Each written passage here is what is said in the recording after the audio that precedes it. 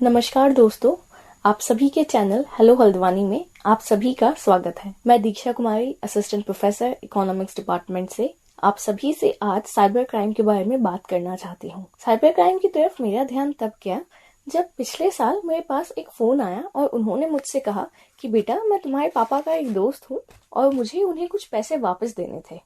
यूं ही 25-30 हजार है। तुम्हारे पापा ने कहा है कि मैं तुम्हारे अकाउंट में ही डाल दूं।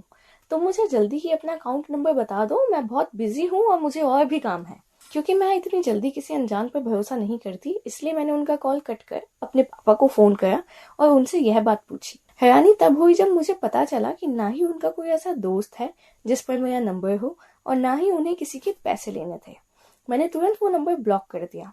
लेकिन कुछ दिन बाद फिर से एक ऐसा ही फ्रॉड कॉल आया जिसमें वह आदमी मेरा कोई दूर का रिश्तेदार बनकर मुझसे मेरा अकाउंट नंबर मांग रहा था, क्योंकि उसे एक पेमेंट लेनी थी जो वह अपने अकाउंट में नहीं ले सकता था। इस बार मैंने पुलिस में कंप्लेंट कराई और पुलिस वालों ने जब उस नंबर को कॉल किया तो वह नंबर स्विच ऑफ था। वह नंबर कभी खुला ही नहीं, ना ही मेरे पास दोबारा कोई ऐसा फोन आया। फिर साइबर क्राइम एक फ्रॉड है जो कंप्यूटर या फोन की मदद से किया जाता है। यह फ्रॉड आमतौर पर पैसों की चोरी के लिए ही किया जाता है, लेकिन यहाँ कोई चोर खुद आ नहीं आता है, बल्कि वह आपको ही पागल बनाकर आपके बैंक अकाउंट या यूपीआई के बारे में जानकारी लेता है और फिर आपका बैंक अकाउंट वह अपने घर बैठकर खाली कर देता है। साइबर क्राइम इतना खतरनाक इसलिए भी है क्योंकि इन लोगों को पकड़ पाना मुश्किल ही नहीं बल्कि नामुमकिन है, और जो पैसा आपका चला गया वह तो वापस आने से रहा। साइबर क्राइम सिक्योरिटी की ब्रांच तो सब जगह है, लेकिन ऐसे केस सॉल्व बहुत ही कम होते हैं, तो इसलिए इनसे बचना ही हमारे लिए सबसे अच्छा उपाय है। अब यहाँ यह तय नहीं है कि आपके पास भी मेरी ही तरह कोई दोस्त या फोन से रिश्तेदार बनकर मेरा अकाउंट नंबर पूछे, जैसे कि मुझसे। अब यहाँ यह बात तय नहीं है कि आपके पास भी फोन कर मेरी ही तरह कोई दोस्त या रिश्तेदार बनकर आपसे आपका अकाउंट नंबर पूछे। आपके फोन में कई बार एसएमएस आते होंगे कि इस लिंक पर क्लिक कीजिए, या आपने यह इनाम जीत लिया है और यह ओटीपी बता दीजिए। अब उस ओटीपी को बताना या उस लिंक पर क्लिक करना आपकी एक बहुत बड़ी गलती बन सकती है। हम लोग अक्सर बिना सोचे समझे जो कोई जैसा कहता है वैसा कर देते हैं और फिर मुसीबत में फंस जाते हैं। आपको हमेशा ध्यान रखना है कि किसी अननोन नंबर से आए कॉल पर भरोसा ना करें।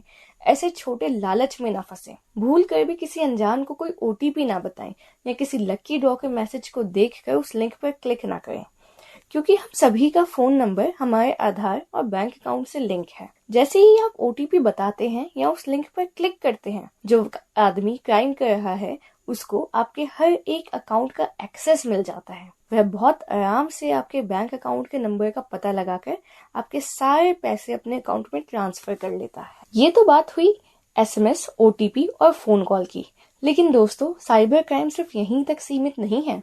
2022 में दिल्ली में एक चौराहे पर एक कुत्ते को किसी गाड़ी ने कुचल दिया। वहां खड़े लोगों ने कहा कि एनिमल एम्बुलेंस बुला लो।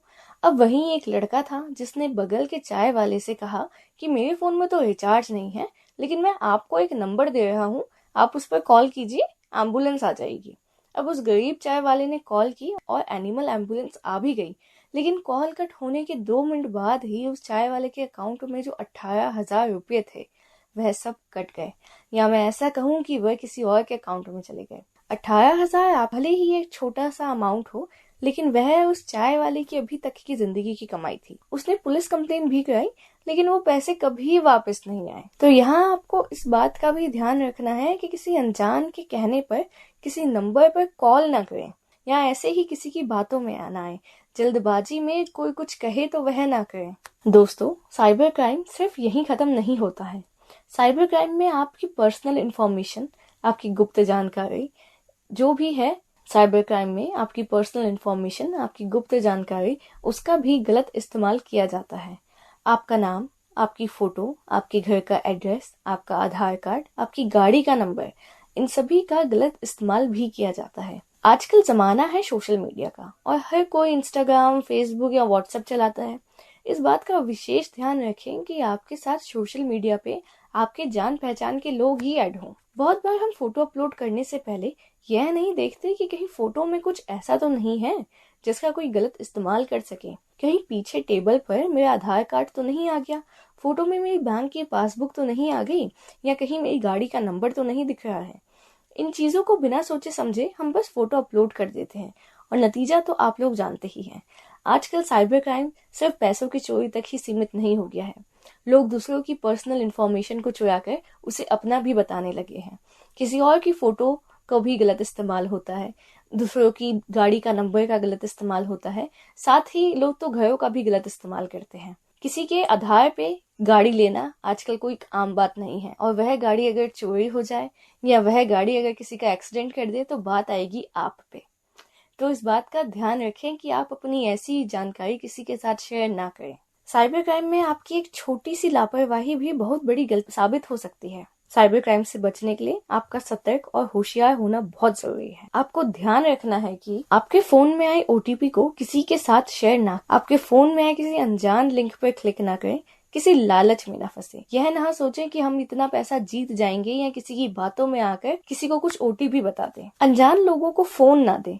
रास्ते में कोई कहे कि इस नंबर पे फोन कर दो या मुझे इस नंबर पे फोन करना है, तो ऐसी चीजों से बचें। सोशल मीडिया पर सिर्फ अपनी जान पहचान के लोगों को ही ऐड करें। कोई भी फोटो अपलोड करने से पहले देख लें उसमें कोई डॉक्यूमेंट या कोई इन्फॉर्मेशन तो नहीं आ गई है। कोई रिश्तेदार या दोस्त बनकर फोन करे और बैंक अकाउंट की डिटेल मांगे तो भी ना दे। पहले तसल्ली कर लें कि यह सच में दोस्त, रिश्तेदार है या कोई फ्रॉड है। उससे कुछ ऐसा पूछें जो आपका रिश्तेदार या दोस्त ही जानता हो। अगर वह नंबर फ्रॉड है तो उसकी पुलिस में कंप्लेंट करवाइए।